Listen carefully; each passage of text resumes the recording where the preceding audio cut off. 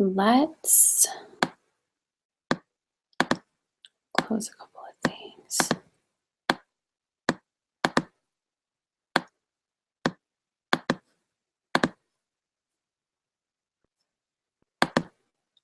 And then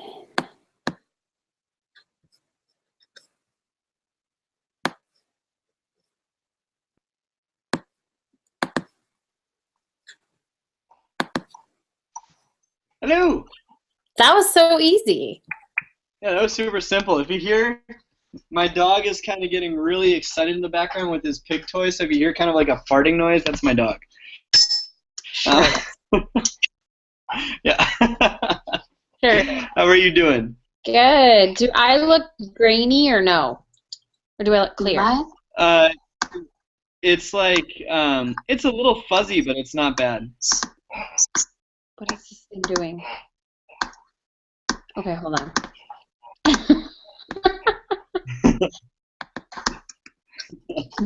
I think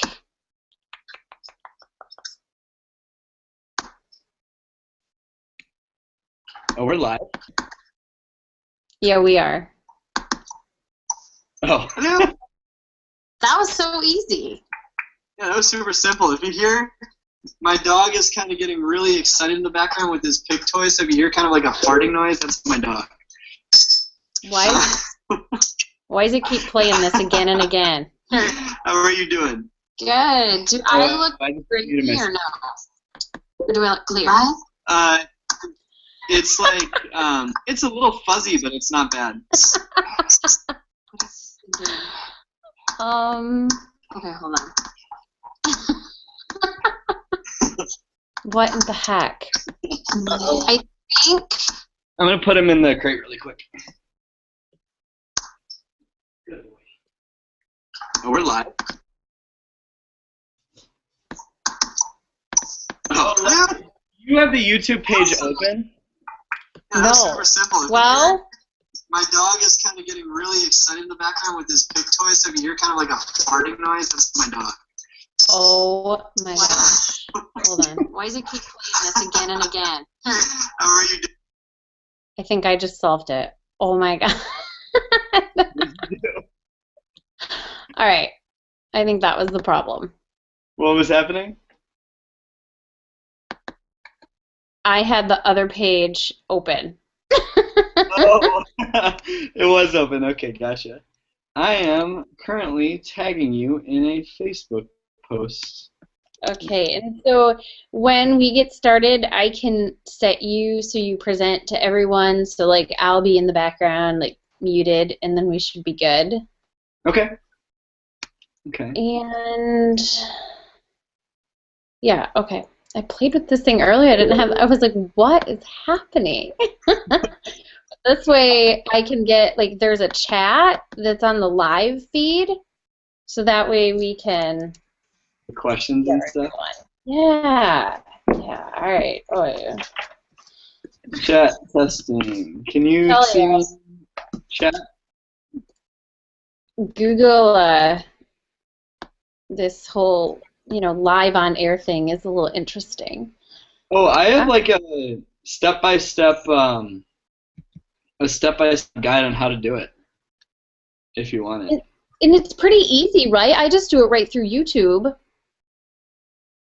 Oh, you do it through YouTube? Yeah.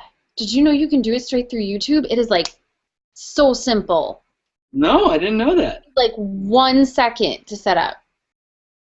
Really? I've never done it through YouTube. I've always had to like. Yes. You go to YouTube, and then you go to my channel, and then Video Manager, and then under Video Manager is Live Events, and you can literally create Google On Air live event right from there. What? And start them right from there. The links are right there. It is like, I'm like, oh my gosh, why have I been doing this through Google On Air the whole time? Like, this is so much better. That's a lot easier. Yeah. So. I really hope my internet stays good. You know what? I was talking to AT&T, and they said like the internet speeds go down at night. Really? They're higher during the day, so they're like, you could try having your webinars during the day. And I was like, thanks a lot. Really? Great Yeah. advice. That that helps quite a That'll really help me out. bit. Let me grab a cup of water because my voice Oh, must be about 3/4 of the way through this. One yeah. second. No, you've got time. So how long am I allowed to go for? Is it okay if I go like 40 minutes? Yeah, sure. You got it all planned out? Oh yeah. Love it. Oh yeah. I love team calls. Like my favorite. Good. It's a sapphire in me. You were awesome on our team call, by the way. I was? Good. Yeah, Congrats on those. top 25. Thank you. I'll take it. You're like, I'll take it. Yeah, for sure. I'll take Are there it. are there gonna be a lot of people on tonight? I think so. My team was like blowing it up. I came back to the thread and there was like, I don't know, over 50 comments. Nice. So, yeah, they were all like tagging people and bouncing back and forth. So, Fun. I'm excited. I like talking. you like talking. Are you getting excited for Cancun? You hear me? Yeah. Oh, no. Yeah, where'd it go? Yeah. Who are you bringing to Cancun? You bringing the whole family? No. No. Nope, just Jeff and I. The girls are gonna stay home. That's gonna be nice though. The girls just need to like have grandma time, you know? How old are they? 4 and 7. 4 and 7. Oh, that's Yeah. adorable. That's adorable. Yeah, I'm looking forward to the day when kids come, but I'm not in a rush for that one. I'm still a baby. How do I get out of this? Uh-oh. Yeah, enjoy it while you can, 'cause you know what? They're a lot of work. Yeah. I always like talk to people about like um have a puppy and all that stuff. Is anything like having kids? And everyone's like, no, not at all. Not even close. So I'm in for a little bit of a treat. Where oh no, where'd it go? Yep. How long have you guys had a dog? We've had a dog since May. So Okay. yeah, since May and he's almost a year old. The first few months they were tough. They were really, really, really tough, and potty training him and all that stuff. I mean, he was potty trained pretty quickly, but he never fully got his behavior in line until just he's still kind of all over the place, but his behavior's starting to get in line a little bit, which is good. So it's not as much of a Oh yeah. handful for Yeah. Our dog ate stuff for a long time. really. And we used to run away. Oh, she was so naughty. So naughty. You ran away? Oh yeah, she used to like run away to the neighbor's house down the road. Bad. Yeah, Oliver has separation anxiety, so if we let him off the leash, he'll Oh. run and like try to get you to chase him, and then he'll just follow you right back. So he won't ever go too crazy, which is nice. No, you're lucky. See, we got a second dog, and then they decided that if they were together, it was way more fun to run away. Oh, good. So there's that. Yeah, it sounds like a great time. Right. Yeah, we want to get a cat. That's our next goal is to get a cat. But I feel like Oliver would eat the cat. Right. I mean, our dog actually really likes cats, our oldest dog, but Jeff and I are both allergic, so that's not happening. Oh yeah, that's not good. They actually, cats that grow up with dogs make really cool cats. Really? Yeah. Is there like really laid back, mellow, down to earth. Yeah, like seriously, they act more like a dog. It's kind of crazy. That's awesome. I would love a cat that acted like a dog. Wait, how do I see what this looks like on YouTube? If I mute myself, can I do that? I can send you the YouTube link. You want that? Yeah. I want to see what this looks like. All right, hold on. I have so many browsers open. This is probably bad. Hold on, because I have it in my team page. How long ago did you start coaching? 5 years? 4 years? Four in February. 4 in February. Yes. And your business really started taking off after 2, right? Yeah. Yeah, it was just slow to start. I mean, you said you were Emerald for 6 months. I was Mhm. like not Emerald for the first 5 months of my business. I mean, you heard all that. I don't know what I was doing, ding-donging around. Ding donging around. Hang on one sec. I'm gonna try to open this. I gotta mute myself first though. Yeah, I would just, yeah, mute the YouTube part. Mute like the live feed. I think that's the issue. Your business really started taking off after how do I 2. Mute this? Because there's Whoa! like a little delay. There are 6 watching now. That's pretty See? cool. I know. Oh, I'm gonna subscribe to you on YouTube. I just subscribed to you. Sweet. Do you guys you use Zoom, right? Yeah, we use Zoom. We haven't really ever used this, but this is actually a genius idea. I like it. It's free. I was spending a fortune with like any meeting, and then I hated them, and I switched to Instant Presenter, and it was like a fortune. So Oh, isn't Instant Presenter like $100 a month or something? yeah, It's uh-huh, crazy expensive for that. yeah, Yeah, we decided not to. We were gonna go that route, and then we realized we could just screen share on Zoom for free, and we were like, okay, we'll do that. yeah. It's way easier. Do you have my notes on me, right? Yeah, I do. Okay.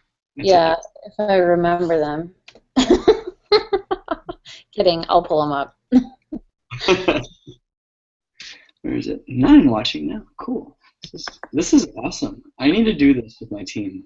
You totally need to do this. It's pretty simple, right? It's not that hard. Yeah, it's really simple. I'm looking at the YouTube channel right now, and there's like a delay, which is kind of nice, because then you can see kind of, well, actually, it's not kind of nice, but it's kind of creeped me out. It's like I'm in the past. Right. You're living your life in the past. Okay, I'm exiting out of YouTube now because it's distracting me. I know I can't watch it once we get started. Or else I'll just keep watching it. Again. Like the pre-show. Good. Someone likes the pre-show. Us talking. I usually play music. Oh, you do? That's a smart idea. Yeah. Yeah, I usually play. Did you really take E&E before the call? No, I thought about it though.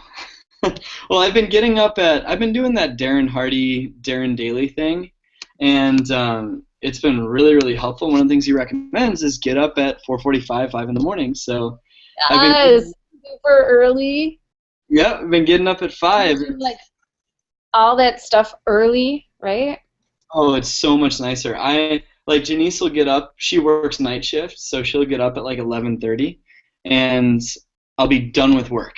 And it's so nice just to kind of relax for a little while. And then I find myself going back on Facebook and trying to post and all that, but time management skills down the drain.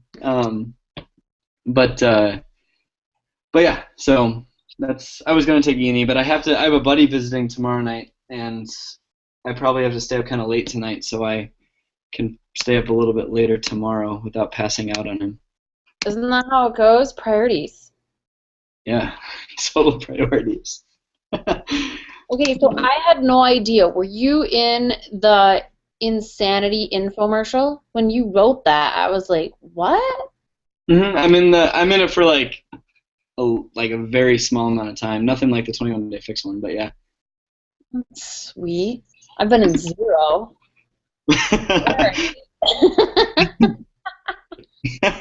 the the 21 Day Fix one was really cool. Montel was fun to talk to that day. He's all business. You don't mess around with that guy.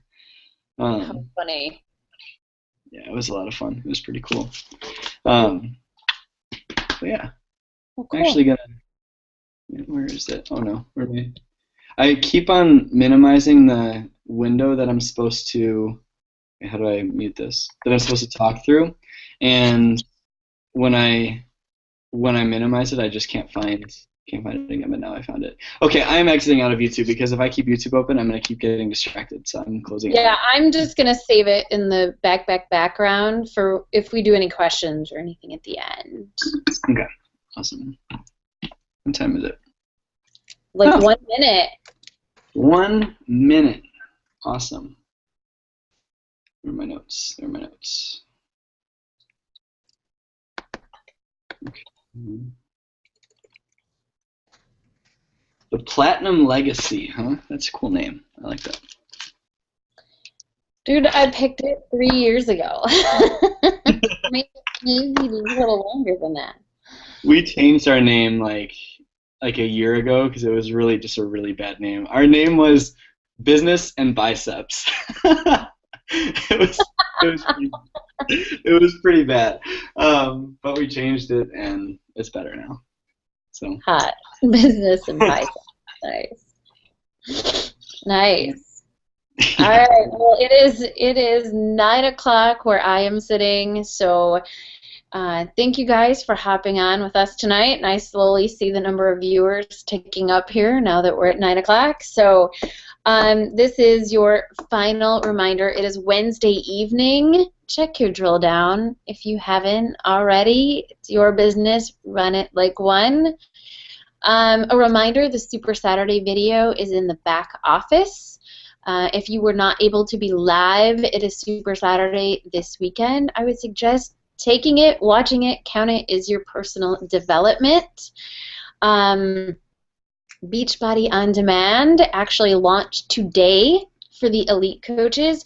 I actually have an email in my inbox right now about how to figure out on demand. So I will have my husband look into that later. I'm not very good with the tech stuff. And then just a reminder that when you hit Success Club 5 or 10 this month in January, you are going to get access to On Demand in the month of February. Pretty cool little perk to be able to test it out early as part of the beta group with corporate. And a last reminder, Team Cup is coming up. We will have a Team Cup in February. It is also the month the 21 Day Fix Extreme is going to release. So registration is open right now. Find 4 other coaches besides yourself, 1 diamond max per team, and get registered. Pick a fun name. You could use Business and Biceps or maybe something else. But it's a really great way to build your business. If you have a fledgling team that wants to grow, grab those coaches and do it together. If you're looking to just, meet new friends or work within the team itself, post that you're looking for a team to join. I'm also going to help people match up as we go.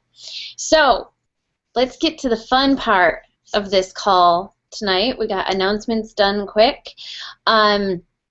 We actually have a guest speaker tonight. I am excited to have Brad Bizjack be on our Platinum Legacy team call. Brad is a 2-star diamond in his first CBC, but is a 5-star combined diamond between all of his business centers. He is the founder of Reach Nation. He has been in 2 infomercials, Insanity and the 21 Day Fix. I've been in 0. He quit his job after just 1 year with Beachbody, and he spent his first 6 months is just an Emerald coach. And then all of a sudden his business boomed. He's been a coach for 23 months, So his anniversary must be next month, just like mine. And it's kind of cool to see a coach who can run forward in the business so fast and really make this happen. So I am excited to have Brad here tonight. He's going to talk to you guys about, recruiting and really investing in your business. So thank you guys for being here. You might want some notes like I've got. And all right, Brad, it's all yours. Cool. Well, thank you very much for letting me be on the call tonight, Leslie. It really is an honor to talk to the Platinum Legacy and all you guys. It's really just kind of just been something that I've been really wanting to talk on a top coaches team call, and it feels great to be on the call and talk to you guys. And I'm hoping that tonight can just kind of help give you kind of a kick in the butt as we get kind of past that January rush into February, March, April, and things aren't as busy as January is. And so I'm going to dive kind of right in. And so newer coaches, I don't know if you might be intimidated by this or not. Don't be afraid of me. I'm pretty high speed and get kind of passionate on this. I promise I get super excited. So I'm going to go fast, and don't worry about writing a crazy amount of stuff down because obviously you guys are going to have the YouTube recording. So anyways, I appreciate the introduction, and it was really nice of you to go through all of those things and share accolades. And I want to kind of start off, though, by talking about how none of those things that Leslie just mentioned really reflect any of the failure that I kind of went through to get there. And I remember as a brand new coach, I saw all these top leaders like Leslie, and they had these super awesome accomplishments, and they're walking across stage and being recognized for different things, and I was like, holy crap, that's insane. How do they do that? And over the course of time, as I grew my business, I started to realize exactly why they were getting those honors and what was holding a lot of people back. And so the only reason why you see any top coach where they are right now is because they probably failed the most at what they do. And they're professional failures. Carl talked about that at Leadership last year, how he is a professional failure. Autumn is a professional failure. So the only reason why Leslie can say those things is because I've kind of accepted failure as a way to get to my goals. And without failing so many times, it wouldn't be, and none of that would have been possible. So if you're afraid and fear is kind of getting in the way, I want you guys just to dive into personal development and go all in. I used to look at that as kind of optional. It's really not. It's what took my business from point A to where it is now. And so anyways, I want to kind of throw this out there. Everything that Leslie just said, everything that you might see on Facebook, any of that stuff, that doesn't kind of share the brutally painful failures that I've experienced. I want to kind of go through those to kind of show you guys that it's okay to fail. And then I'll kind of get into the meat of the conversation after that. So the first 6 months, I was Emerald for 6 months, and it wasn't, it took me 6 months as Emerald, and one of those coaches was Janice, who I was paying for her Shakeology. After that, as I kind of got into recruiting more, there were weeks where I would sign up 5 coaches in a week, and the following week they would either all quit or they would just kind of go dormant. There used to be Facebook groups that were started to make fun of me for doing a pyramid scheme. When I started out, I was defriended by 400 people. That was not fun. Something I struggle with is compulsive overeating, so following a meal plan is actually really tough. I used to let Beachbody come in the way of my relationship with Janice for a really long time, and it caused a lot of problems and animosity, and it wasn't fair to her, and so that was one of my failures. I'm really bad at time management. I don't know if you guys were on the pre-call, but I was talking about how that was one of my struggles. My first 6 months, I didn't know how to run a challenge group. I was literally the only person participating. I advertised a fit club to over 500 people for 6 weeks in a row, and the most that ever showed up were 3, and most of the time it was 1, and that was because I made Janice go with me. It was last 2 months, so November, there were 6 coaches that quit on our team. And when I got back from Summit, I really, a couple leaders on my team, a couple diamond coaches on my team. I'm a lifetime 3-star. A couple diamond coaches told me they didn't like the team camaraderie that we have and the team environment, they didn't feel a sense of culture, and they actually quit.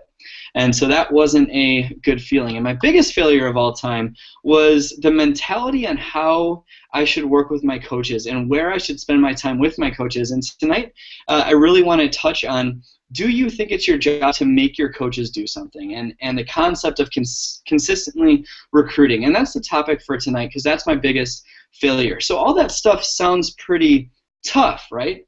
And that's and it was really hard, but I'm so glad that it happened, because you cannot succeed without failing. So I've kind of hammered that point home a little bit. So anyways, let me get back to my notes really quick. And I can't really see your hands. Normally I do this on a Zoom call, but I want to talk to you guys about the way that I interact with my team really quick. And the first, I want you guys to think about this, kind of a rhetorical question because I can't see your hands, but how many of you guys have ever signed a coaching and really, really excited because they're all on board and crazy excited, and they sit there and do nothing, and they don't do anything? Or how many of you guys have ever wondered, why the heck isn't this person doing anything? I'm giving everything I can to them, and they're just sitting there.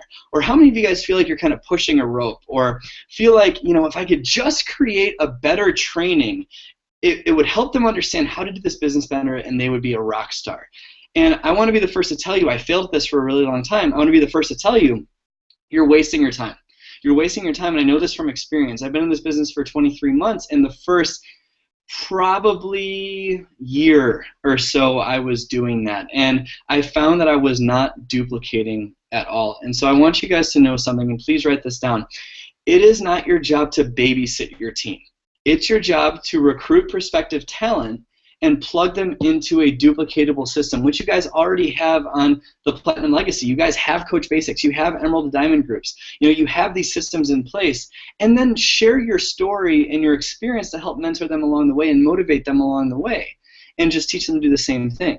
What I used to do is I used to go in spurts. I would work really hard for a month or two at recruiting and bring in, 15 people, and I'd be really, really excited about it, and I'd just focus on those guys and getting them going, and I'd spend a couple months trying to create better systems and trying to convince them to do this business. And I want to emphasize that word, convince. That's the word. So if you're finding that you're convincing your coaches something's going wrong, chances are your time is being spent a little bit incorrectly, and you aren't necessarily doing the incorrect activities in the business, but you're focusing too much time in some of the wrong spots.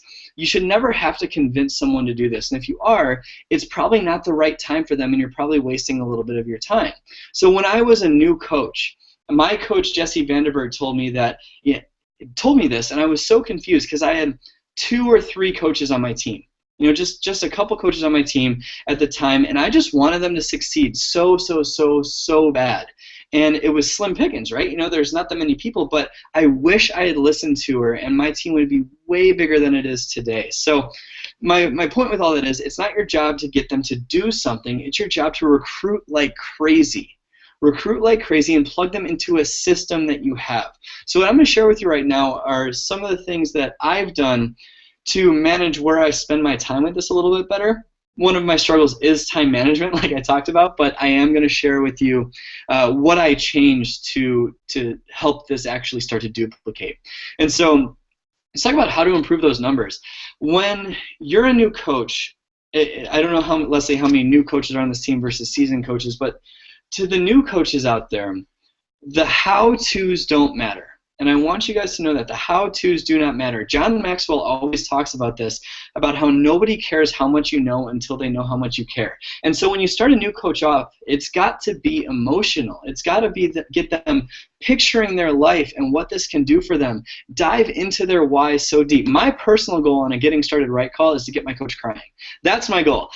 Just because I want them to see what this can do for their life. And when you do that, I'm not saying you have to make them cry, that's not what I'm saying, but when you do that, you're going to light a fire under their ass so big that they're never going to want to run away from this. So focus on emotions, not how to. I used to go through Success Club like, you need 90 PV, and then you got to invite 5 people a day, and you have to find 3 people to sign up with challenge packs, but 2 of them can be coaches so you can make Emerald. And I used to go through all this stuff, but I just found out I was wasting my time. It doesn't matter how to, it just meant the emotions are what matters. So the heart is what keeps people here. The heart is what keeps people in this business. So focus on the emotions.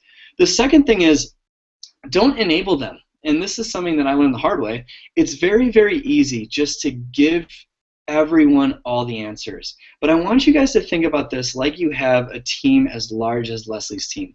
Think about it like you own a massive business. And would you be answering all the tiny itty-bitty questions that someone can find in the FAQs? Probably not, right? So one thing we did in our opening webinar with our coaches is make it very clear that the number one place they should go is the FAQ. Number two, it's probably on Google or YouTube. God knows Scotty Hobbs has a video on it. Number three was the team page. I want them to interact with their teammates. And you think about it, would you rather have your coaches kind of asking you one-on-one for advice, or kind of collaborating with each other? And number four, if they still couldn't find the answer, was me. Challenge them and make them become independent, and that will really help them grow. And obviously you're not disappearing on them, you're not just saying go figure it out, but you're encouraging them to be independent with their business. The next thing is, at the end of the day, this is always going to be a numbers game. This is a numbers game, and guess what? When you're starting out, probably your first couple of years, even after that, 1 out of every 8, 9, 10 business partners you sign up are really going to run with this. So my question is, would you rather recruit 10 and just kind of push them and try to motivate all of them to get up and move, or would you want to understand that just one is actually going to do something and get off their butt and go, and just keep on recruiting? And so the cool part is that when you find that one person, you're not going to need to convince that one person. They're going to do it themselves, and they're going to go and figure this out. Look at Raina. Raina took off, and she was probably one of those coaches that, and I don't know, but I'm assuming she was one of those coaches that came in and decided to run. And I'm assuming, and I could be wrong, but Leslie didn't have to convince her to sprint with this. She was one of those 1 out of 10. So we're going to feed off of that and kind of show you more about where to spend time, and that is number 4, you need a system. And the best part is that you have one. With this business, I learned this the hard way. It doesn't matter what works, it matters what duplicates. It only matters what duplicates. I used to have this, challenge pack scripts that I used to think I was all cool for, and teach people how to sell challenge packs, and it worked, right? It worked. I could sell challenge packs, but trying to teach this to someone was like teaching French when you don't even know French, and that was really hard. It wasn't duplicating. People are not duplicatable, but systems are duplicatable, and that is already taken care of for you. You have Coach Basics and Emerald to Diamond training already taken care of. So your job is to give your new coaches the opportunity to participate. Don't convince them. Don't chase them into it, because you're going to get frustrated and there won't be any participation. And I mean, I can't see your hands again, but raise your hand if you've ever felt like you run a Coach Basics group and you're trying to convince people to do this. I used to do that all the time, and what I realized is I'm going to give them an opportunity where they can decide for themselves if they want to do it, and that way you can consistently focus your time on recruitment. And so when a system is in place, everything will take a lot less time. The next point, number 5, is lead by example. And this is really kind of just self-explanatory with the title, lead by example, but I want you to think about it. If you want your team to recruit and bring in coaches, you'd better be bringing in coaches. If you want your team to hit Success Club, you better be hitting Success Club. If that feeling of pushing a rope is there, if you want it to go away, and you can start pulling it and leading others, and they can hop on board and pull it with you, you need to lead by example.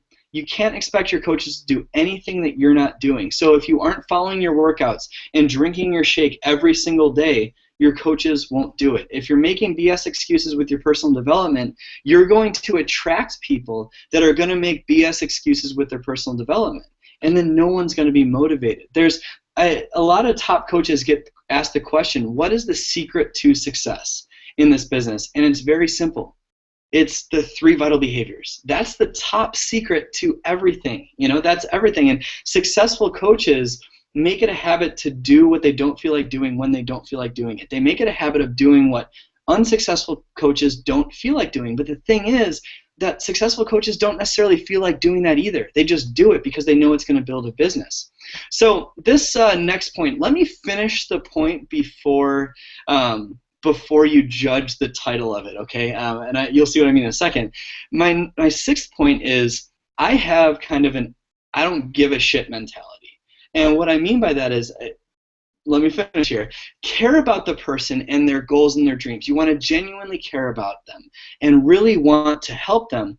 But what I mean by having an I don't give a shit mentality is remove any emotional attachment to what they're going to do with this business from your mind. Because people are going to come in, and then they're going to start super strong and have 10 people, and then some might slack off a little bit, or people are going to hit diamond and then, you know, maybe slow down, or people are going to say they really want it and then make excuses. When you have that, you know, removing the emotional attachment from the outcome mentality, everything goes a little bit better. So, you know, when they get to Emerald, yeah, dive in a little bit more in spending time, but, you know, if they're not willing to get to Emerald, you know, where should you be spending your time, you know? So number 7, and this kind of goes along with that, working with the willing. You know, working with the willing. And I know you guys have probably heard this. You know, I'm sure it's been an ongoing trend with what you learn in some of your leadership videos and stuff like that. But I'm sure you've heard of the Pareto principle, right? 20% of the people do 80% of the work. And that's so true. And so that 20% is going to be comprised of people that are going all out, people that are just hitting Success Club 5, and that's great. And that's not a bad thing at all. And people that are generating some sales, and 80% of people are going to sit there. They're going to sit there and they're not going to run with this. Jim Rohn talks about this. Let me get a sip of water. Jim Rohn talks about this in Building Your Network Marketing Business. That's an audio. It's super cheap. It's on his website. I think it's like $4. About reaping what you sow. And this actually comes from the Bible, believe it or not. But he talks about this farmer, right, with amazing seed, this seed that's going to grow an incredible crop, and it's going to grow and create this awesome yield that the farmer has. So the seed is amazing, and I want you to use this metaphor for coaching. Coaching is amazing. Our products are world class. And so Jim Rohn talks about how this farmer goes out there and he's sowing the seed, and sometimes the birds come down and they get the seed, and they fly away with it so it can't grow. So we have that choice to chase the birds or keep sowing the seed. And asking why the birds took that seed doesn't matter. And then we're going to keep sowing the seed, and sometimes it's going to land on thorny ground, right? And the thorns are going to strangle it to death. And those are your people that are going to last a week. And someone's going to say, oh, you're not doing this type of business, are you? And they're going to run the other way. And asking why does not matter, as long as you keep sowing the seed. And then sometimes it's going to land on rocky ground. And when it lands on rocky ground, sometimes the sun's going to fry it. And asking why does not matter, as long as you keep sowing the seed. And finally, it's going to land on really just awesome fertile soil. And some of those seeds are going to grow to 30% of their potential, sometimes 60, sometimes 80, sometimes 100. And instead of asking why and trying to get the 30s to do 100, let the 30% do the 30%. Let the 80s do the 80s. Don't ask why, just let them do what they're going to do and give them an opportunity to grow. So going off of what I just said about that, knowing that you're going to get 1 out of 10 people to actually run with this, wouldn't it make more sense to just keep on recruiting, to keep on finding new people, especially when that 1 out of 10 is just going to run with it themselves anyways? So the key to this business, I was sitting at leadership this year, picking Chris Reed's brain about, you know, what his secrets to success are, you know, if you will. And what he said was more people. That's the secret. More people through the 3 vital behaviors. Never stop, never slow down. 80% of my time I spend recruiting. That's follow-ups, invites, public challenge group posts, getting the word out to the world. I spend 80% of my time. So this is not including personal development, but if I'm spending 1 hour, I'm spending 45 minutes of that recruiting. If I'm spending 2 hours, I'm spending an hour and a half of that recruiting. And that's what I choose to do in my business. So, and then I spend the other 20% on fine-tuning trainings and giving my team up, you know, on calls with my team and stuff like that. So the point is I spend the majority of my time recruiting so I can keep on finding those 1 out of 10. So most people do the opposite though. Most people spend 80, 90% of their time trying to come up with a better training or a better onboarding process. And I know this because I did it for 1.5 years or a year and my business didn't grow. You know, they spend 20% of their time on recruiting, you know, inviting. You know, I personally don't like inviting. I don't like inviting at all. But I do it. And it's funny because we know inviting is one of the most important things we can do for our business, but it's oftentimes also the thing we avoid the most. So think about that. If we know it produces results, why not do more of it? So I spend 80% of my time recruiting. Tommy Migrant taught me this a couple months ago, or a couple months before things changed, and it changed everything for me. And that was, Would you rather run with 3 or carry 100 on your back? And so think about it. If you spend 80% of your time recruiting new blood in this business, that's going to duplicate because your coaches are going to see you do it. So anyways, to give you a more metaphorical example, think about it like professional football. I'm a Bears fan, so if the Chicago Bears stop recruiting new talent, that's when we stop recruiting new talent. And think about it, what would happen if they stopped recruiting new players in the NFL draft every year? There'd be a bunch of 70-year-olds running around the field and their head would explode when they return a punt. Or what about a business career fair in college, right? All these companies continue to come to these colleges every single year and recruit. They recruit new talent. Why do they do that? Because every year people leave and people quit and people find something else, or they change their mind or slow down. My main point is, don't spend your time trying to convince people and chase people into doing this. So anyways, I think I hammered that point home a little bit. I want to go into something that this is kind of the no BS, let's get our ish together and run with this part of the conversation. And Leslie, is it cool if I go another, not if it's cool if I go another like 10 minutes or so? Yeah? Okay, cool. So everyone grows at different rates, okay? And I don't want you guys to spend your time comparing yourselves to how others are doing. Just do the absolute best you can. And if you're doing the absolute best you're going to do amazing. I'll give myself as an example.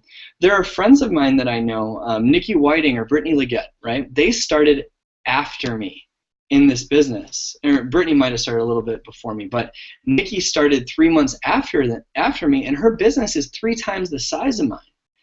Does that mean that I'm stopping because she passed me up? No, guys, comparison is the fastest way to take the fun out of what we do. It's the fastest way to take the fun out of what we do. Some people sign up and they hit Emerald in 4 days, 2 days, 1 day. Some people sign up and they hit Emerald after a couple months. Some people sign up and it takes 2 years for things to click before they're Emerald, and that's okay. That does not mean they can't coach. Never compare yourselves to others. Be happy for others and use their story and their success for inspiration every single day. I think Melanie Mitro sat at Diamond for over a year. Leslie sat at Emerald for, I think it was, or you were an Emerald for 6 months or something like that. And so, and I don't know what the exact numbers are, but the point is everyone grows at different rates, different paces, okay?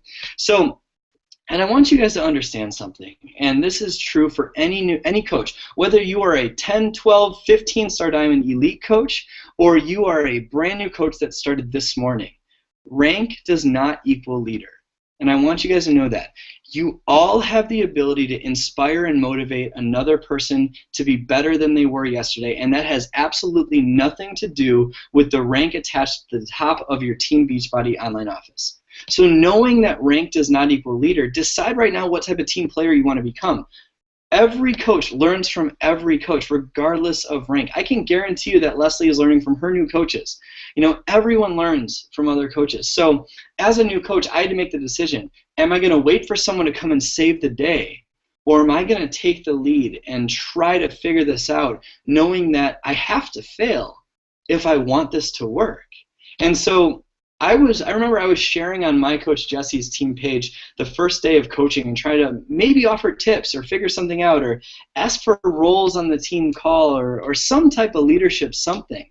And so I did that, and I decided to be a leader from the very beginning. I had no idea what I was doing, but you can step up and be that leader too. I remember that feeling of being a new coach. You almost feel like you're drinking through a fire hose, right? You get all this stuff coming at you, and it's all this information being thrown at you from a lot of different angles, and you're trying to balance a family life and fun and a full-time or overtime job, and it's scary to take the lead. It's scary, but I can promise you that if you take the lead starting right now, you're going to be so thankful that you did. You set the example for yourself and hold yourself to that higher standard. Remember, successful people do what unsuccessful people are not willing to do, even though successful people don't like that stuff at the same time as the unsuccessful people. So let's get into some of those things that hold a lot of people back. The first thing is fear. Coaches get in their own way all the time, and this happened to me. There are some things that, I guess these are some of the things that I remember experiencing when I was first starting out as a coach that I hope you guys can relate to. And I want you guys to raise your hand, and I can't see you, but raise your hand if you've ever felt like you've been afraid to post on social media, or afraid of what someone might think of you, or afraid to fail, or ever felt that because you don't necessarily know enough people, you can't be successful, or been afraid to attack this business because you don't know how the heck you are going to balance it with a full-time job. And so I used to be afraid of all those things, and I remember I was terrified, and I thought that I wasn't going to be able to grow a business because I worked so many hours. And I'm going to call that excuse out right now and let you know, and this is just, you can hate me for this later, let you know that that is the most illegitimate excuse out there. If you want something you never had, you have to do something you've never done. And so if you've ever had to work a full-time job and use it as an excuse in your business, be honest with yourself right now, because I did that for a very long time, and that's okay. That's okay. I don't want you guys to feel like you're being punished or anything for that. We can't focus on the past, but we can learn from it. My first 6 months in this business, I started out coaching, and I was working about 16-hour days, 80-ish hours a week, sometimes on weekends. I had a long-distance girlfriend and $40 in my checking account. And, Leslie, are you trying to get my attention or something? Sorry, I didn't see you there. No? Okay, sorry, I thought I saw something. But my point is, I know what it's like to work long hours and make excuses. And for the first 6, 8, 10 months of this business, I was working 80-hour weeks. And so you can't tell me for 1 second you don't have time. You do have time. You have limited time, but successful people make time. They see the long-term possibility, and they make the sacrifices in the short term to make those things happen. A common excuse I hear with people, some people on my team is, I'm going to wait until I finish this project at work in a couple months before stepping out and, stepping up a little bit more. Then I'm going to have time. But I want to put something out there for you and help you understand that there is never going to be a right time. There's never going to be a right time to build this. Something will always come up, and I can guarantee you that. So there's never going to be a right time, but the time is going to pass anyways. So we have a choice, right?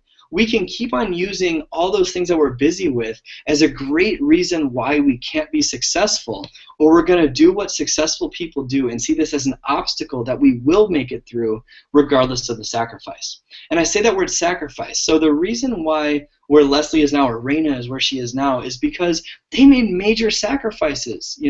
I remember all my buddies were going out and I was working. I had to be at work at 5:30 in the morning, and I was up until 1 a.m. working. I got home at 10, 11 p.m. and I was exhausted, and instead of grabbing a beer and watching Netflix, I worked out and I made a shake. And so if you have a full-time job, you're going to need to make sacrifices and understand that this will not just come. It's not just going to happen for you. And the best part about this is that it's 100% up to us. We make that choice. So some of you guys are doing this more as a hobby, and that's awesome. So you might not see as much of a reason to sprint with it like I'm kind of talking about, and that's okay. But for those of us that really want to build this into something special, we need to make those sacrifices. And so ask yourself that question right now. What if I told you that if 1 year from now, your life could be completely and totally different? What would you be willing to do? Would you have enough belief to keep pushing? And I saw an opportunity where if I sacrificed time now in the short run, I would have way more time in the future. So I made sacrifices for 8 months, 10 months. And for the last, 13 months, I've been picking my own hours. I've been traveling. I'm working less. I have freedom of time. And that would have not been possible if those sacrifices were not made up front. So first, in order for that to happen, you need to find what your why is. And you always hear coaches talk about it. I'm sure it's kind of like, oh yeah, you got to find your why. But when you really know what your why is, you're going to be able to tell yourself exactly what you're willing to do to make it happen. And so the only way that you're going to know is to have a clear vision of why you're here. Your why is what drives you. Your why is the reason for going to get work done when you get home from work instead of watching TV. Your why is that only thing that can truly drive you. And I want to make sure you don't mix up your why and goals. I ask a lot of coaches what their why is on my team, and their response is, I want to help people. I really want to help people. I want to make a high 6-figure income.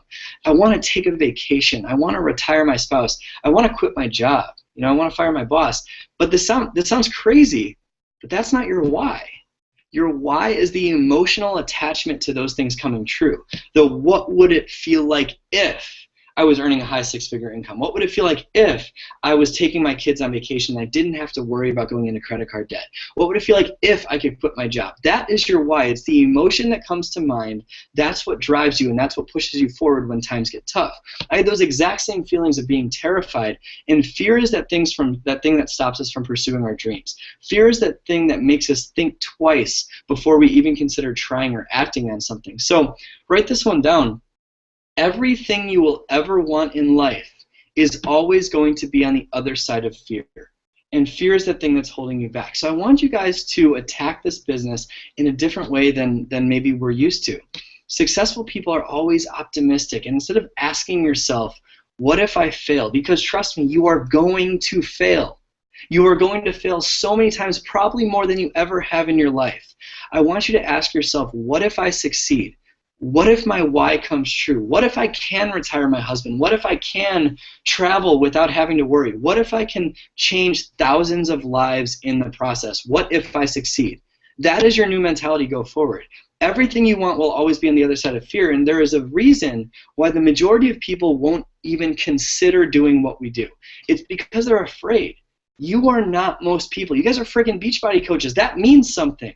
You're changing lives. Take pride in that. You are not most people. Your inner strength is stronger than 98% of people out there. That's why you're here on this call right now, sacrificing your time instead of watching Netflix or, spending time out and about talking to girlfriends or whatever you guys are doing. You're here. You want this. You joined an industry that will always be the cause of a lot of envy. I want you to embrace that because your adversity is always going to be your advantage. Use that to drive you. Use that to motivate you, and trust that the inner strength I was talking about is going to be stronger than any excuse you could make. So what is that vision? What do you write it down and be specific? I want you to post about it on your team page after this call. Post about it on my timeline. Post about it publicly and let the world know what your vision is, and let everyone hear it, because I truly know that if you do that, you're going to inspire and change so many lives, and I truly know that you can succeed, and everyone on this call wants it so bad for you. But if you want it to come true, you need to ask yourself 3 honest questions. One is, what is it that you really want, like we just talked about? What is it that you really, really want? 2, what are you willing to do to make it happen / what sacrifices are you willing to make? And number 3, how the heck are you going to get there? This is what most people don't answer. How are you going to get there? Work with Leslie, work with Rena, work with the leaders on your team, and map out a game plan. You need a plan if you want this to work. Write it down on paper. Okay? But this is what I'll close with. There's no difference whatsoever, and I really mean that. I'm getting emotional talking about this. There's no difference whatsoever between Leslie, myself, Lindsay Matway, any top coach. Okay? There is no difference. If there were to be a difference that is pinpointed, it would be in the behavior. These top coaches decide to act. They decide to make it happen and choose to harness this momentum that they feel maybe coming out of this call or coming out of January to exponentially grow their business. These leaders, us leaders, decide to live life by design. So I don't care, I don't give a crap if you're a coach that signed up 5 years ago or 5 minutes ago. I don't care. I don't care if you're an elite coach or a brand spanking new coach. You all have a story that you can share, and you all have the ability to impact and change someone's life, and you need to be proud of that and share it with the world. Ask yourself this question. Knowing how this has changed your life in some way, with fitness, with nutrition, losing weight, your self-confidence, being part of a team that loves you and supports you for you. And a lot of us are afraid to share this with people, right? We don't want to come off salesy, but think about it. If someone had that and you didn't, wouldn't you be upset if they didn't share it with you? What we have is a gift, and we don't have the right not to share it. So if you're brand new, don't worry about knowing enough. It doesn't matter how to. It does not matter how to. You're going to learn with time. All you need to do is lead with passion and excitement, and just go try it and do it. And fall on your ass a couple of times and get back up. Let me get another sip of water. And fall on your ass again and get back up, and then keep falling on your ass and get back up, and then go out there and try to fall on your ass and try to fail, because failure is the only way that you're going to grow this. If you're the type of person that is going to come to this call and try to sign up as a coach and try to learn everything without going out there and trying it, and be honest with yourself right now about this, you're cheating yourself. You're giving up on yourself. You're giving up on your own potential, and you're lying to yourself. You're not going to grow a business nearly as efficiently with that mentality. There is literally no difference between any of us. People succeed with all different backgrounds in this business. You just need to go out there and you need to do and give no excuses. Listen to Leslie. Listen to Raina. These are the top coaches in the entire company. Listen to them. They know what they're doing. They've done it before. They've been a new coach before. Don't make that excuse to not apply what they say because it works. If you want to be successful, do what successful people recommend that you do because they've been successful. They've been a new coach before and they've been in your shoes. They know what it's like. So make something happen because success in this business is never just going to come to you. You need to go full throttle at this if you want it to explode. Some of you guys are going to listen to what I'm saying and you're going to go all in, but some of you guys in this call might not. You guys, some probably won't. And when making that decision, answer one question, and that is, what would it feel like in 1 year if your life was completely and totally different? What would it feel like if your why came true? Would you be willing to do what it takes? Success will never just happen. You need to get out there and fail to succeed. And this is the last thing I'm going to have you write down. Success in this business is not a matter of circumstance. It has nothing to do with circumstance. Success in this business is a choice. It is a decision. It is not a matter of obstacles. It is a decision to keep pushing through and keep failing until you find the way. Now that you're not going to let wherever you're at bring you down. Decide right now not to compare to other people. Decide right now that the past is the past and you're going to grow and move forward. If you haven't hit any Success Club points in January, that's okay. Hit it. Make sure you hit Success Club. Decide that you will. Decide right now that you're going to use this momentum and this feeling, maybe this amped up feeling you have leaving this call to move forward. Decide to invite. Decide to make personal development a priority, a no matter what. Decide to do your workouts and share them with the world, and decide that you're going to be successful and attack it with this faith. Believe that it's possible and attack it with enthusiasm and get excited about how your life's going to change and do the action and apply it every single day. Make that decision that you will be successful and be here 1 year from now. When someone said that to me, someone said, if you're just consistent for a year, your life's going to change. I was like, yeah, right.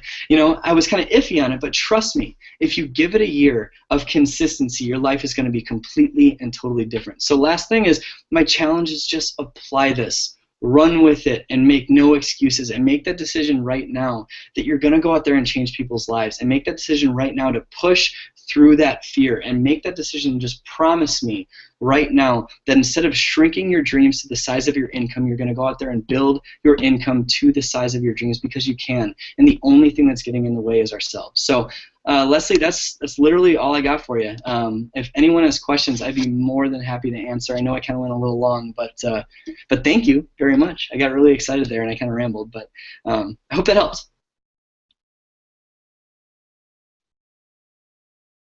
Oh, you're muted. You're muted on Google Hangouts.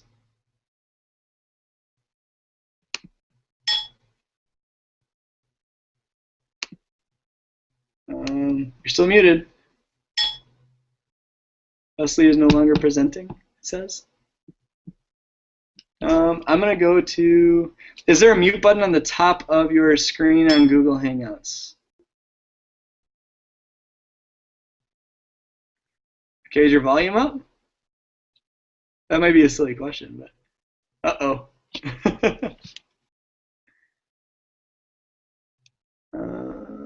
Hang on, bear with us, guys. I'm going to go to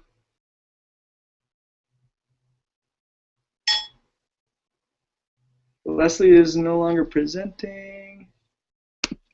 I'm going to go to the YouTube page and just see if people have questions typed in the side there, and then I'll just kind of, maybe that'll work. Does anyone have any questions? Anyone? Yeah. While Leslie figures out technical difficulties. I just saw that comment. I've never been so motivated by someone that tells me I'm going to fail. That's great.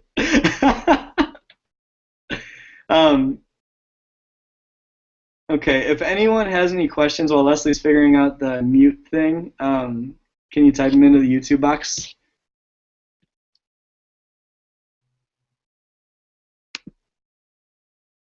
Maybe did I mute? I hope I didn't mute you. You're muted. It says you're muted, by the way. You're like, yeah, I know. How many people do I talk to today? Oh, Rachel. Hi, Rachel. How many people do I talk to in a day? A lot. I probably, to be honest, I built up my social media following to where people were, people, as you continue in this business and new coaches, you guys will kind of figure this out. As you continue sharing regularly, if you're sharing 3 to 5 times a day, you're going to eventually build it to where people kind of come to you. And so when that's kind of happened, I haven't been talking to as many people as far as going on manually inviting them. But I probably talk to probably a good, including follow-ups, 20 to 30 people a day, I would say. Maybe a little bit more, maybe a little bit less. It really depends. If someone, if I put up a challenge group post the night before, I'm obviously going to talk to more people. But I do talk to a lot of people. But keep in mind, new coaches, that I do this full time also. So since I do this full time, I obviously have a little bit more time to spend inviting and talking with people. So if you are working a full-time job, Annie Reed does this awesome video about something called the power of 3. I don't know if you guys do that on Platinum Legacy, but it's a great video that our team uses, and it just kind of talks about doing 3 invites, 3 new messages, all that stuff, and 3 new coach invites every single day. And when you do that, you'll be successful. So I follow the power of 3. I know other people do business activity tracker. So when they come to you, what do you say to those that are interested in coaching? Yeah, when someone says, and Leslie, I hope you can get unmuted here.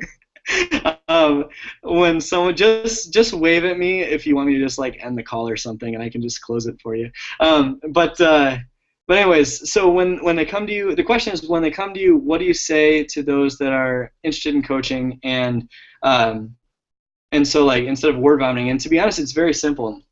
When someone reaches out to me about coaching or about a product or about a challenge group or something, I don't tell them anything. And that sounds weird. I just ask them why they're interested. I ask them why, and I just get them talking about themselves. I ask them about their fitness, about their nutrition. I ask them, if it's coaching, Rachel, I ask them, what makes them interested in coaching? Okay, what would that feel like if that changed? Can you tell me a little bit more about that? I just try to dig for a why. I just try to really, really dig for a why. And when I can find that why, then instead of telling them about the business, I point them to a resource. I just take that person and say, instead of just, okay, and our compensation plan works like this, we have commission and we have bonuses and team volume and all this stuff.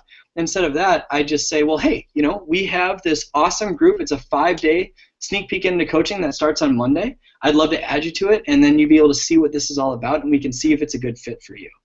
And so I'm really just taking them from their interest to why they're interested and really digging into it, to pointing them to a resource, a system, and then if they want to sign up as a coach after that, then I plug them into our next system, which is just the basic onboarding process. So I hope that answered it, but the point is when they ask about coaching or anything, I just turn it immediately back on the person and ask about them. Because people love naturally talking about themselves. Personal development book, Win Friends and Influence People. If you have How to Win Friends and Influence People, that is a great one. So I think Leslie's. Oh, I hear you. You're there. Did it work? It worked. You're there. Oh, good. All right. Okay. Well, I'm still getting questions. Do you want me to keep on answering them? keep on going. Yeah. If you're cool, we're taking up your time. So if you're good. I don't have anything going on. I think I have a call at 10:15. I'll look. I should be good though. So next question was how you moved past the negativity when you first started. That is an awesome question. How did I move past all the negativity when I first started? And that is a very simple answer. This stuff. All this stuff. There's a book I want to recommend. I'm going to grab it real quick. It's right here. There's a book I want to recommend to you guys. And that is You Are a Badass by Jen Sincero. This book changed my life. And the reason for that is because I would always compare. I would always think negatively instead of positively. I wouldn't set goals. I wasn't affirming myself. I didn't believe it was possible. I didn't believe in my potential. And when I read this book, it basically just called me out on my bullshit. And that's what it did. And from that happening, it changed everything in my business. And so the answer to your question is just more personal development. If you are struggling with negativity, you need to dive into personal development. And so that's my answer to that one. Hope that helps. No more questions right now. Anyone else? I don't think anyone's asking more questions. I love that too. It's a great title. And I think there's a little bit of a delay between Google Hangouts and YouTube, so no more. What if it muted you again? That'd be really funny. Oh, you're muted. Oh. How did you get to handle on managing your time? Denise, awesome question. I still really, really struggle with it. Managing my time is one of my biggest struggles as a coach, and I would say a book that I would recommend is Eat That Frog by Brian Tracy. That is an awesome book on managing time, but I really think it comes down to a couple of things.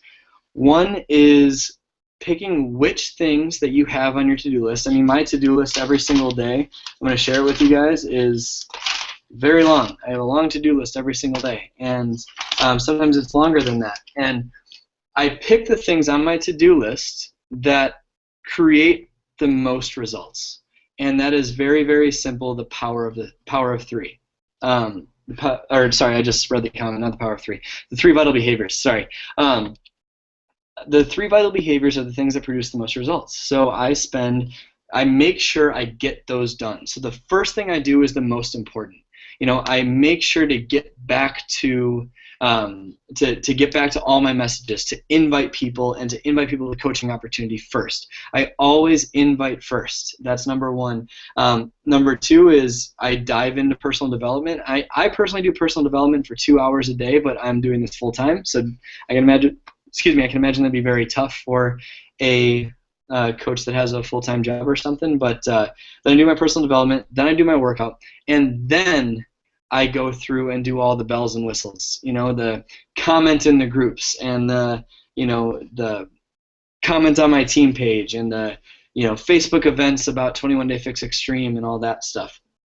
I do all the bells and whistles after my vital behaviors are done. And what I try to do is I try to condense the time. There's something called Parkinson's Law that is talked about in the 4-Hour Workweek. That's another book I want to recommend.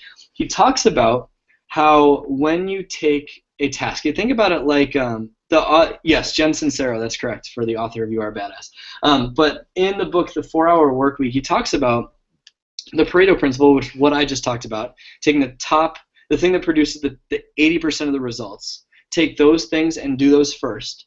And then he talks about something called Parkinson's Law, which is basically shrinking it down. And it's kind of basically just like cramming for a test. Really, I think about my business, and on days that I don't set business hours, I find myself working way more hours than the days that I set business hours. Because I know, okay, I have 2 hours to get this done. I'm just going to go. And so that's what the law kind of says. So I pick the most important things, and I give them a very strict deadline and do everything I possibly can to get that done in that time. So, anyways, hope that helps. What do you find works best for personal invites? That's a good question. Works best for personal invites. To be honest, I think it really comes down to the relationship. That's really it. If you try to start a conversation with someone and just get them into a challenge group immediately, then there's not going to be a sense of trust there. You want to build that relationship. That's first and foremost. And I look for areas in their life that I can add value. And I ask them questions targeted to those places. So anything in regards to fitness, finances, time, those kind of things, I ask them questions about that. I form them. I'm sure you guys have learned form. But I really focus on the relationship and look for any interests, any goals, any needs, anything that's not fulfilled, because I guarantee that I have something that can help them. And when they do that, I ask them, have they ever considered giving coaching a try or this a try? But what works, and I could talk for hours on this, but something called attraction marketing, and that's your Facebook stuff. That's your Facebook mixed with invites. Whenever you do an invite and you see seen at 5:02 p.m. on the bottom of the thing, that used to happen to me all the time. And what I did to change that was I just shared my story. I didn't try to be someone I wasn't on social media. I just tried to share me. I tried to share me and what made me excited. I didn't have like a set system of I need to post about a challenge group on Monday, Wednesday, and Sunday. I didn't have that. I just shared what was going on in my life. And that was Janice, that's my new puppy, that's what motivates me, that's fitness, that's personal growth, that's Beachbody coaching and what it's doing for my life. And I'm just being very genuine and sharing that. So A, that's going to get people starting to follow my journey and get them coming to me. But B, when you invite and message people, they're more likely to ask you what's going on. And that's where you can kind of get into that conversation. So that's a kind of a broader question, Lisa, but I really think that as long as you keep it about them and consistently share your story publicly to the world and do it vulnerably. Don't do the cookie cutter Beachbody coach way. Do it vulnerable. Share the deep shit.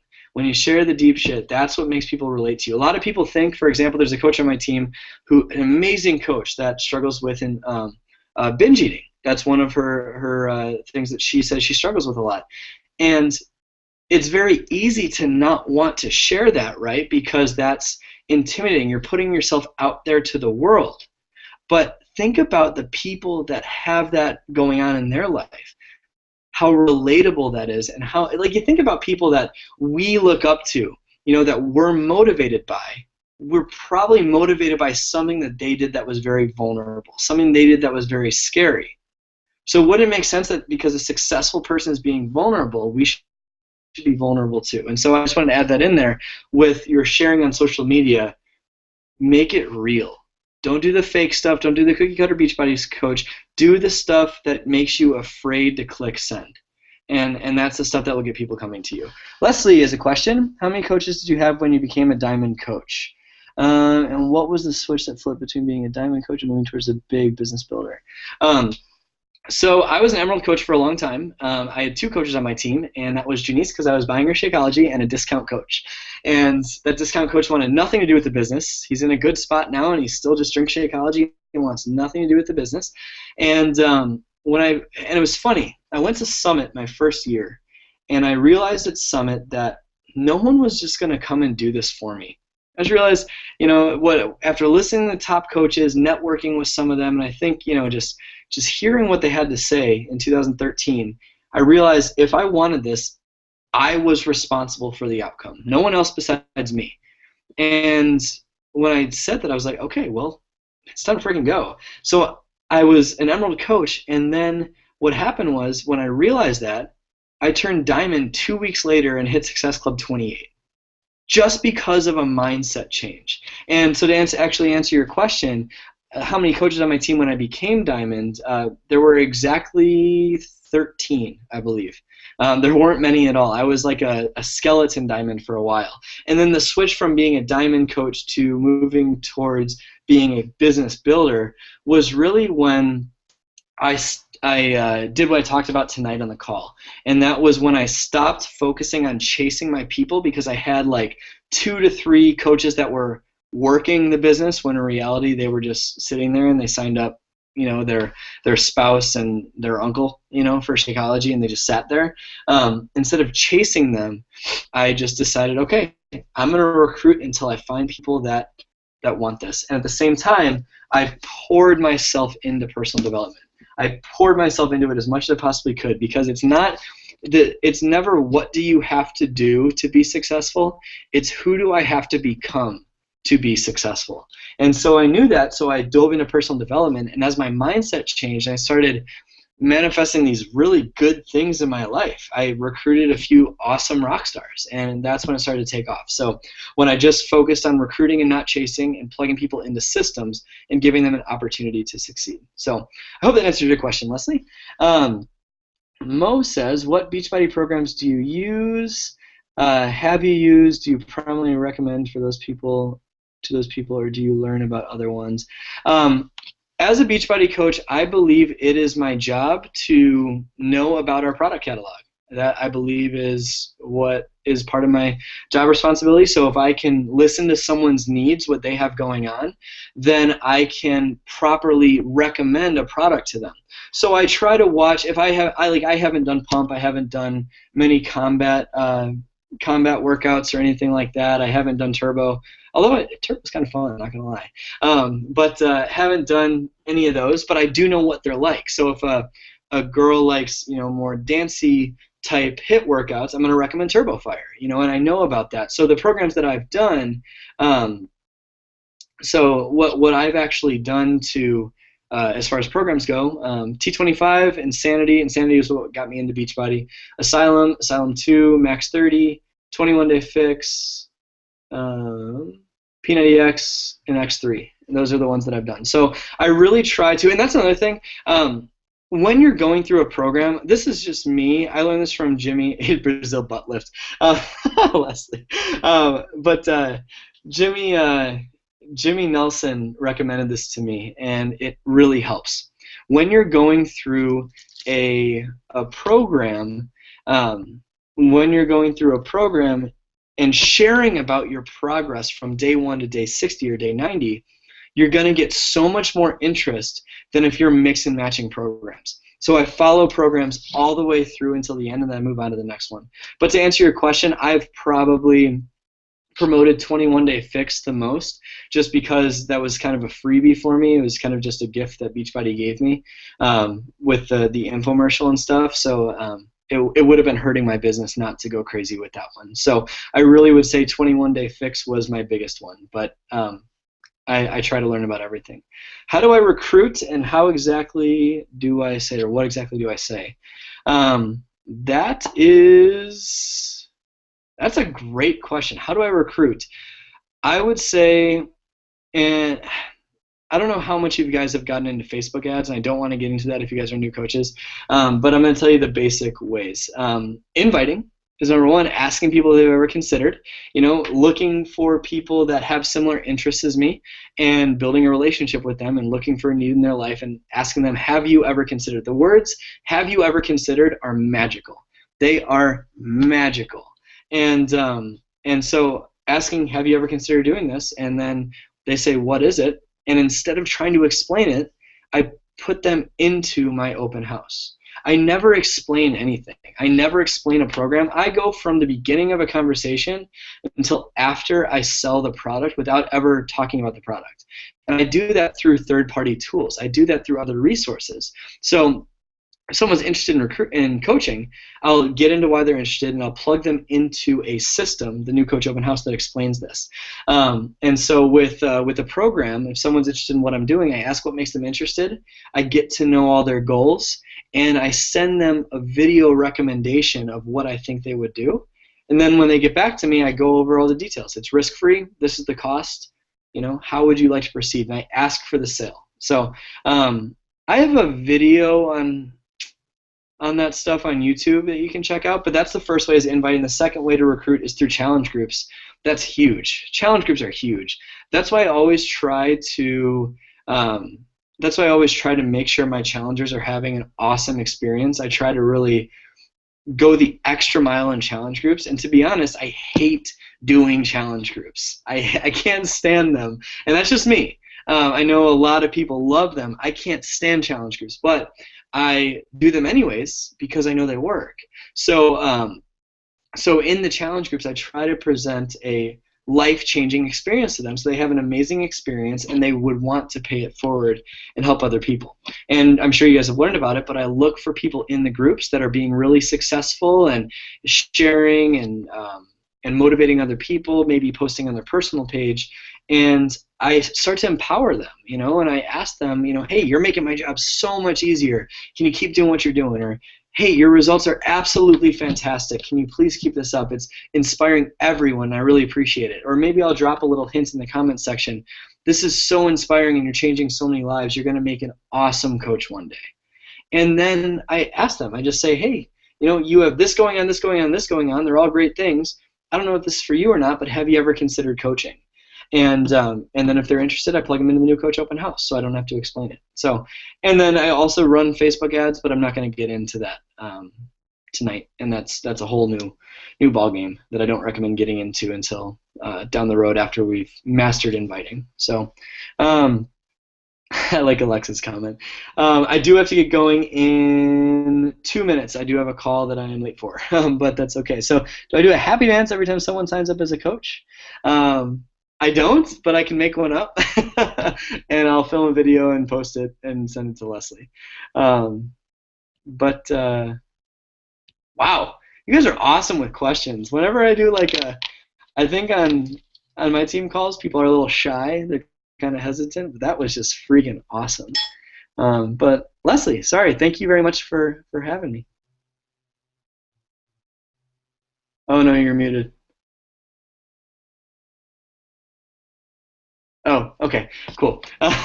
So no problem. Have a wonderful rest of your night, and thank you so much for having me on the call. It was a real honor to chat tonight, and I hope you guys found this helpful, and I'll talk to you guys very soon.